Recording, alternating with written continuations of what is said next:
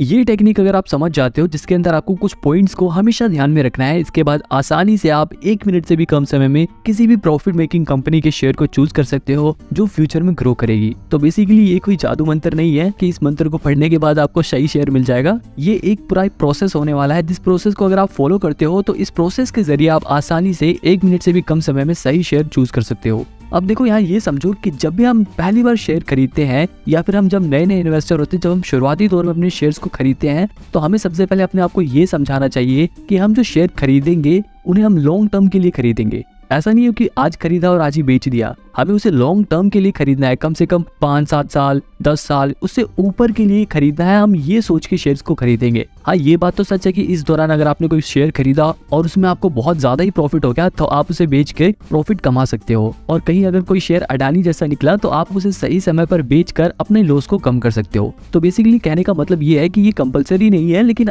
आपको ये पर्सपेक्टिव रखना है कि आप जब भी शेयर खरीदोगे तो उसे लॉन्ग टर्म के लिए खरीदोगे। क्योंकि अगर आप इस बात को ध्यान में रखोगे कि हमें शेयर लॉन्ग टर्म के लिए खरीदना है तो आप बेहतर डिसीजन ले पाओगे। अब देखो, मेरी इस लॉन्ग टर्म वाली बात को कहने के पीछे का जो मेन रीजन है वो ये है कि शॉर्ट टर्म में क्या होता है, कोई भी कंपनी उसमें अप्स एंड डाउन्स आते रहते हैं। कभी एनवायरमेंटल फैक्टर होता है, कभी कोई पॉलिसीज गवर्नमेंट की ऐसी हो जाती है जिसकी वजह से कंपनीज में अप्स एंड डाउन्स लगे रहते हैं। तो ऐसे बहुत सारे फैक्टर्स होते हैं जिनकी वजह से शॉर्ट टर्म में कंपनी अप्स एंड डाउन झेलती है, लेकिन अगर कंपनी बढ़िया है तो लॉन्ग टर्म में वो ग्रो ही करती है। आप ऐसी बहुत सारी कंपनियों के चार्ट को देख सकते हो जिसमें शॉर्ट टर्म में सभी कंपनियों के बीच में अप्स एंड डाउन्स आते हैं, लेकिन लॉन्ग टर्म में अगर देखा जाए तो 10 से 20 साल के बाद देखो तो शुरुआत में बहुत ही कम ग्रोथ होती है कंपनीज की, लेकिन बाद में वो कंपनीज एकदम से ग्रो कर जाती हैं। तो पर्सपेक्टिव हमेशा यही रहना चाहिए कि आप जब भी शेयर खरीदो तो उसे लॉन्ग टर्म के लिए खरीदो।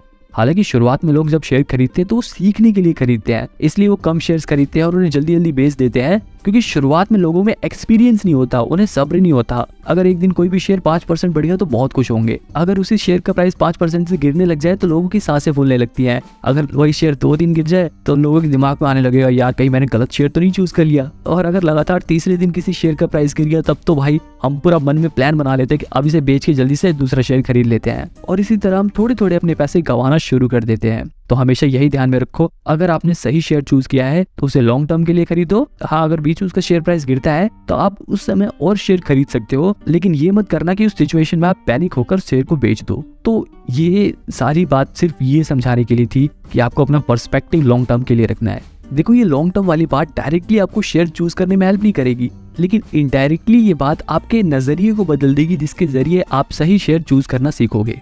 तो अब आते हैं अपने मेन मुद्दे पे कि शेयर कैसे खरीदे, वो भी 1 मिनट से कम समय में। अब देखो, 1 मिनट को अभी थोड़ा साइड करो और सिर्फ ये सोचो कि सही शेयर कैसे चूज करें। देखो, स्टॉक मार्केट में क्या होता है, शेयर्स की बहुत सारी कैटेगरीज होती हैं, जैसे कि फाइनेंस सेक्टर होता है जिसमें बैंक के शेयर्स आते हैं, IT सेक्टर होता है, कंज्यूमर गुड्स सेक्टर होता है, ऑटोमोबाइल सेक्टर होता है, ऑयल एंड गैस सेक्टर्स होते हैं। ऐसे बहुत सारे सेक्टर्स होते हैं शेयर मार्केट के अंदर। ये देखो, ये जो मैंने नाम लिए ये शेयर मार्केट के मेजर सेक्टर्स हैं जिनमें 70% निफ्टी इंडेक्स के शेयर्स होते हैं। यहाँ पे मेन समझने वाली बात ये है कि ऐसी बहुत सारी कैटेगरीज होती हैं जिनमें शेयर्स होते हैं। तो यहाँ पे एक इन्वेस्टर को ये डिसाइड करना होता है कि हमें कौन से सेक्टर का शेयर चूज करना है। अब क्योंकि सेक्टर्स बहुत सारे हैं, मतलब कैटेगरीज बहुत सारी हैं, तो इन सेक्टर्स में से कौन से सेक्टर का शेयर हमें चूज करना है, हमें ये कैसे पता चलेगा। तो ये सब डिसीजन लेने के लिए हमें पता होनी चाहिए लेटेस्ट न्यूज। जैसे रशिया और यूक्रेन में वॉर स्टार्ट हुआ तो ऑयल एंड गैस सेक्टर के जो शेयर्स थे उन पे इम्पैक्ट पड़ा, है ना।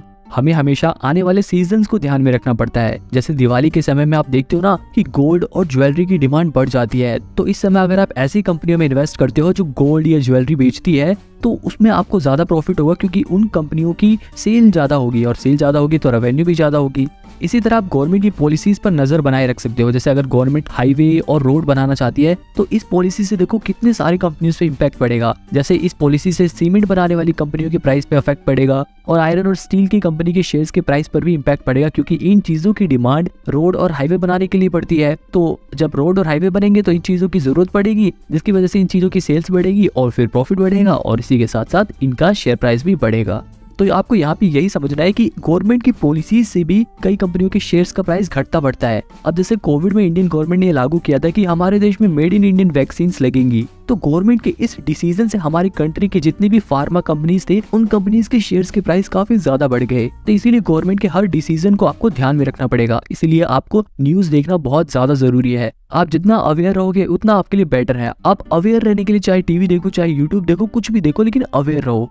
इसका एक और सबसे बेस्ट एग्जांपल है वॉरेन बफेट। आपने वॉरेन बफेट की कहानी सुनी होगी। जब वो छोटे थे ना, वो अपने घर के आसपास की दुकानों के पास जाकर वहाँ कोल्ड ड्रिंक के ढक्कन इकट्ठा किया करते थे। अब वो वहाँ पर कबाड़ा नहीं बीन रहे थे, वो वहाँ पर ये देख रहे थे कि किस कंपनी की कोल्ड ड्रिंक लोग ज्यादा पी रहे हैं, लोग ज्यादा पसंद कर रहे हैं। जब वॉरेन बफेट ने बहुत सारी दुकानों पर जाकर ये रिसर्च करी तो उन्हें पता चला कि कोको कोला की कोल्ड ड्रिंक लोग बहुत ज्यादा पी रहे हैं। तो यहाँ पर उन्होंने अपना दिमाग लगाया और उन्होंने कोको कोला के शेयर्स खरीद लिए। और फिर क्या, कुछ साल बाद उनको बहुत ज्यादा प्रॉफिट हुआ। अब देखो यहाँ पे मैं ये नहीं कह रहा कि आप भी जाके दुकान पे कबाड़ा इकट्ठा करके ये देखो कि कौन सी पेप्सी ज्यादा बिक रही है, लेकिन कहने का मतलब यही है कि आप भी अपनी डेली लाइफ में अवेयर रहकर अपने आसपास की चीजों को देखकर ये पता लगा सकते हो कि कौन सी चीज लोग ज्यादा खरीदना पसंद करते हैं और फिर उस कंपनी के शेयर्स को खरीद कर अपना पैसा वहाँ पे लगा सकते हो। अब जैसे अगर आप कॉलेज में पढ़ते हो तो आप ये देख सकते हो कि किस ब्रांड के शूज बच्चे ज्यादा पहन के आते हैं या किस ब्रांड का मोबाइल बच्चे ज्यादा यूज करते हैं। अगर आप ऑफिस में काम करते हो तो आप ये देख सकते हो कि आपके साथ काम करने वाले जो लोग हैं वो किस कंपनी की बाइक या कार यूज करते हैं। यहाँ तक कि आप रोड पे चलते हुए जो गाड़ियां हैं उनमें लगे टायर्स की कंपनियां देख के नोटिस कर सकते हो कि किस कंपनी के टायर सबसे ज्यादा बिकते हैं। ऐसी छोटी छोटी चीजें नोटिस करके भी आप सही शेयर चूज कर सकते हो। अगर आप ऐसी छोटी छोटी चीजें भी नोटिस करने लगे ना तो ये आपको बढ़िया डिसीजन लेने में बहुत हेल्प करेंगे। ऐसी एक रिसर्च हम कमेंट में भी कर सकते हैं। आप मेरे को कमेंट में बताओ कि आप लोगों के पास किस कंपनी की बाइक है, देखते हैं कि किस कंपनी की बाइक सबसे ज्यादा बिकती है। अब देखो ये जितनी भी चीजें मैंने आपको बताई हैं ये भले से ही छोटी छोटी चीजें हैं, लेकिन ये बहुत ही ज्यादा इंपॉर्टेंट चीजें हैं जो आपको डिसीजन लेने में या यूं कहें कि एकदम सही डिसीजन लेने में हेल्प करेंगे। ये मेथड 100% वर्क करता है, इस बात का प्रूफ है यूएसए में हुआ ये सर्वे। एक बार अमेरिका में एक रिसर्च करी गई जिसमें एक तरफ 10 साल के छोटे छोटे बच्चों को जो 5वीं क्लास में पढ़ते थे उन्हें शेयर्स चूज करने को कहा गया और दूसरी तरफ चार्टर्ड अकाउंटेंट जैसे पढ़े लिखे लोगों को जो फाइनेंस में एकदम एक्सपर्ट हैं उन्हें शेयर चूज करने को कहा गया। बच्चों ने भी और चार्टर्ड अकाउंटेंट्स ने भी अपने अपने हिसाब से शेयर चूज करे। 5 साल बीते और 5 साल के बाद जब उन शेयर्स की वैल्यू चेक करी गई तो बच्चों ने जो शेयर्स चूज करे थे उन शेयर्स की वैल्यू कई गुना ज्यादा बढ़ गई थी, जबकि चार्टर्ड अकाउंटेंट्स ने जो शेयर चूज करे थे उन्होंने कम रिटर्न दिया। अब ऐसा कैसे हुआ? आखिर बच्चों ने चार्टर्ड अकाउंटेंट जैसे पढ़े लिखे लोगों से भी बढ़िया शेयर्स कैसे चूज करे? इस सर्वे के कंक्लूजन से उन्हें ये पता चला कि बच्चों ने जो शेयर्स चूज करे थे उन कंपनियों से बच्चे फेमिलियर थे, बच्चे उन कंपनियों को जानते थे। जैसे बच्चे चॉकलेट खाते थे तो उन्होंने डेयरी मिल्क की कंपनी को चूज किया, उन्होंने डिज्नी के शेयर्स चूज करे, उन्होंने बारबी के शेयर्स चूज करे। तो बच्चों ने जो कंपनीज चूज करी थी वो उन्हें जानते थे, जबकि चार्टर्ड अकाउंटेंट्स ने बड़ी बड़ी फाइनेंशियल रिपोर्ट्स देखी, फंडामेंटल एनालिसिस किया, ये किया वो किया, लेकिन तब भी उन्होंने जो शेयर्स चूज करे उनके चूज किए गए शेयर्स ने कम रिटर्न दिया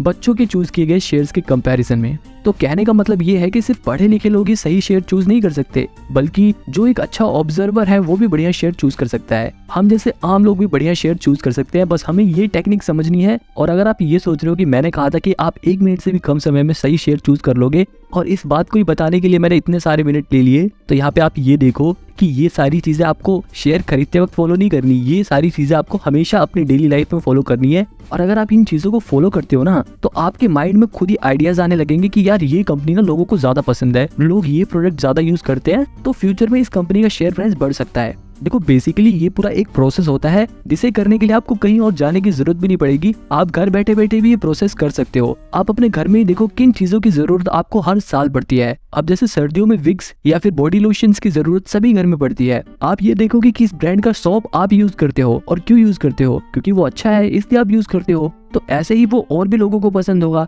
तो आप उस कंपनी के शेयर में पैसा लगा सकते हो। लेकिन अब आपको ये कैसे पता चलेगा कि विक्स कौन सी कंपनी बनाती है और वो कंपनी शेयर मार्केट में किस नाम से लिस्ट है, और उस कंपनी को हम ढूंढे कैसे, उसमें इन्वेस्ट कैसे करें, उस कंपनी की हिस्ट्री क्या है, उसका फ्यूचर प्रोस्पेक्टस क्या है, और बाकी सभी चीजों पर डिटेल में सेपरेट वीडियो बनाऊंगा। और सिर्फ विक्स ही नहीं और बाकी सभी फेमस कंपनियां हैं उन सभी के कामों को एक्सप्लेन करूंगा ताकि आपको शेयर चूज करने में हेल्प मिले। तो उसके लिए आप चैनल को सब्सक्राइब कर सकते हो। अभी जो मैंने आपको पूरा प्रोसेस बताया है उससे आपको ये आइडिया लग जाएगा कि आपको कौन कौन से शेयर चूज करने हैं। आपके माइंड में 2-3 शेयर्स के आइडियाज आएंगे, लेकिन उन 2-3 शेयर्स में से किस शेयर में पैसा लगाना आपके लिए ज्यादा फायदेमंद होगा ये कैसे पता चलेगा? ये पता चलता है फंडामेंटल एनालिसिस से, जिसमें हम पी रेशो को देखते हैं, इंट्रिंसिक वैल्यू को देखते हैं, डेट रेशो को देखते हैं। जैसे पी रेशो में हम क्या देखते हैं? पी रेशो में हम ये देखते हैं कि किस कंपनी के शेयर में हम कम पैसे लगाकर भी ज्यादा मुनाफा कमा सकते हैं। इंट्रिंसिक वैल्यू में हम ये देखते हैं कि कौन सी कंपनी हमें सही दाम पर मिल रही है। मतलब इंट्रिंसिक वैल्यू से हमें ये पता चलता है कि किसी भी कंपनी के शेयर का सही रेट क्या है, सही मूल्य क्या है। वैसे उसका प्राइस तो अलग होता है, मतलब प्राइस तो अलग चीज है, लेकिन असली में उस कंपनी के शेयर की एक्चुअल वैल्यू क्या है, उसकी असल कीमत क्या होनी चाहिए,